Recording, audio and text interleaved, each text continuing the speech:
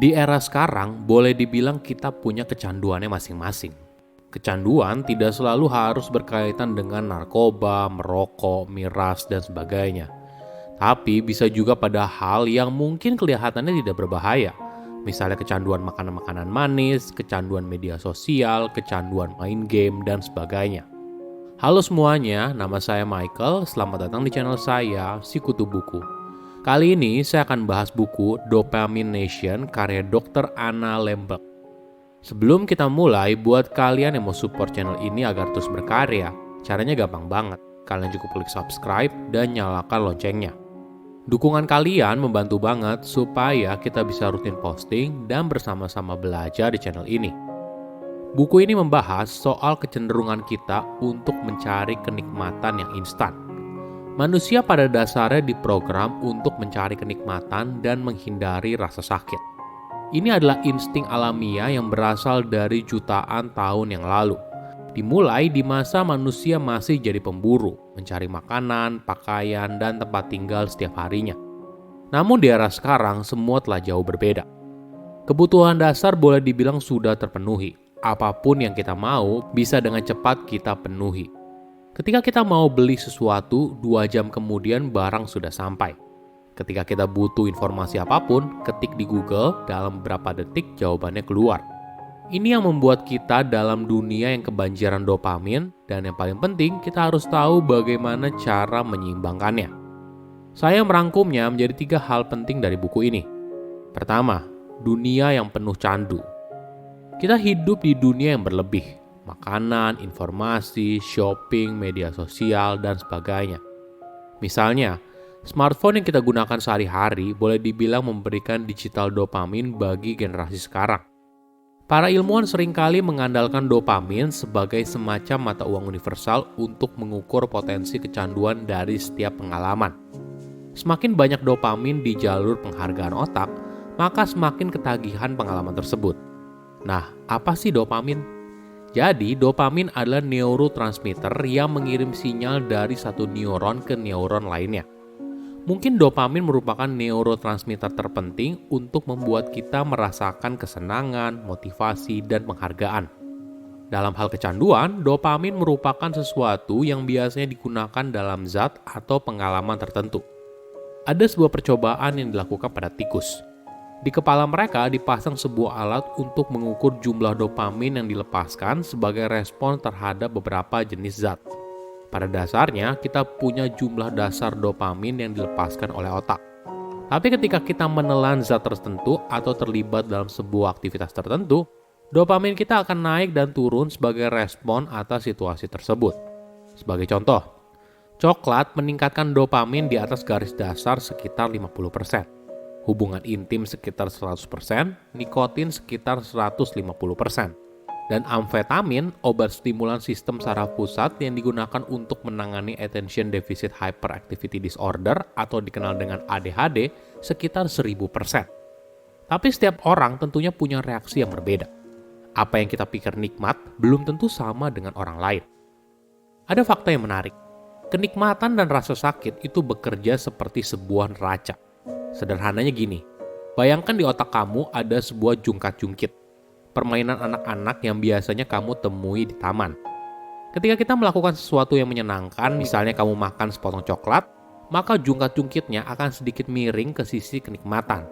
Dan sebagai hadiahnya, otak akan melepaskan dopamin.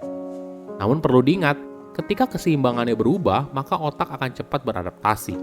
Efeknya, kita jadi menginginkan sepotong coklat kedua. Rasa sakit yang muncul sebagai kompensasi juga bervariasi. Misalnya perasaan tidak nyaman, gelisah, mudah tersinggung, tidak bahagia, dan ingin menciptakan kembali perasaan senang yang muncul. Lama-kelamaan, hal ini membuat kamu jadi ketagihan lagi dan lagi. Misalnya, selama ini 1 potong coklat saja cukup, tapi bertambah jadi 2, selanjutnya 3, dan seterusnya. Ini yang dinamakan toleransi. Semakin lama kamu butuh dosis atau jumlah yang lebih banyak, barulah kamu bisa merasakan efeknya. Kedua, bagaimana kecanduan bekerja. Jika bicara soal kecanduan, mungkin kita langsung mengacu pada kecanduan narkoba, merokok, dan sebagainya.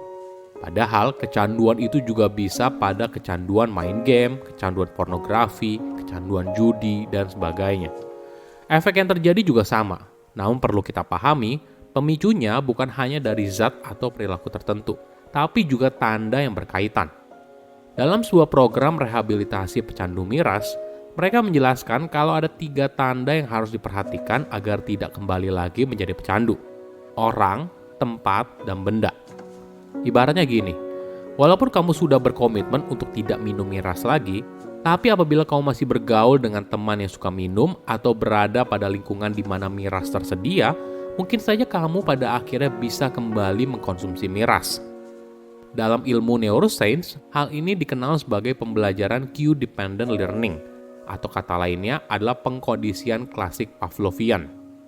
Seorang ilmuwan pemenang hadiah Nobel dalam fisiologi atau kedokteran pada tahun 1904 bernama Ivan Pavlov mendemonstrasikan seekor anjing yang refleks mengeluarkan air liur ketika disajikan sepotong daging.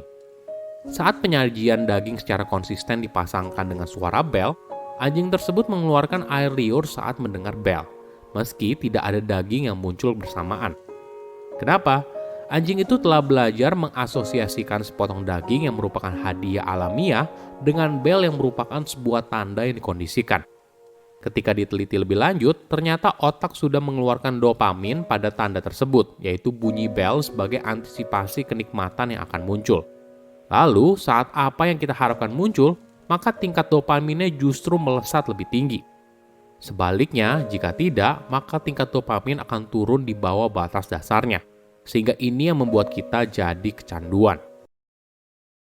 Ketiga, tips berhenti kecanduan. Bagaimana caranya untuk keluar dari kecanduan? Mungkin hal yang paling penting adalah berhenti berlari dari apapun yang coba kamu hindari dan hadapi dengan percaya diri. Tentunya perjalanan untuk keluar dari situasi ini tidak mudah dan panjang. Kamu harus yakin, walaupun apa yang kamu lakukan saat ini belum kelihatan hasilnya, tapi semuanya akan membantu menciptakan masa depan yang lebih baik. Mungkin analoginya gini, kamu sedang berjalan di sebuah terowongan yang gelap dan menyalakan setiap obor yang kamu temui. Hanya ketika kamu melihat ke belakang, kamu baru sadar kalau apa yang kamu lakukan bermanfaat dan membuat terowongan menjadi terang. Tips lain yang menarik adalah dengan mengikat diri. Mungkin kita bisa belajar dari kisah Odysseus. Suatu hari dalam perjalanan pulang dari perang Trojan, mereka berhasil melewati laut yang penuh dengan siren. Diceritakan, siren adalah makhluk setengah wanita setengah burung yang punya suara indah tapi mematikan. Banyak pelaut meninggal akibat kapalnya menjadi karam berkat godaan suara siren yang merayu mereka untuk menabrakkan kapalnya ke tebing berbatu yang berada di pulau terdekat. Cara satu-satunya agar bisa selamat adalah para pelaut tidak boleh mendengar nyanyian siren. Odysseus lalu memerintahkan para pelautnya untuk memakai lilin tahun lebah di telinga mereka dan mengikat dia di tiang kapal agar dirinya masih mendengar suara siren tapi tidak bisa melakukan apa-apa. Dari cerita ini kita belajar untuk menahan diri dari godaan. Kita harus belajar memberi jarak antara diri kita dan godaan yang bisa membuat kita kecanduan. Hal ini penting karena tekad di dalam diri merupakan sumber daya yang terbatas. Kita tidak bisa menggunakannya terus-menerus untuk menahan diri. Lama-kelamaan akan jebol juga. Jadi ibaratnya kita harus bisa mengikat diri kita agar biarpun kita tergoda, kita tidak bisa melakukan apa-apa untuk mengakses apa yang membuat kita kecanduan. Silahkan komen di kolom komentar pelajaran apa yang kalian dapat ketika baca buku ini. Selain itu, komen juga bahwa buku apa lagi yang saya review di video berikutnya. Saya undur diri, jangan lupa subscribe channel YouTube Sikutu Buku. Bye-bye.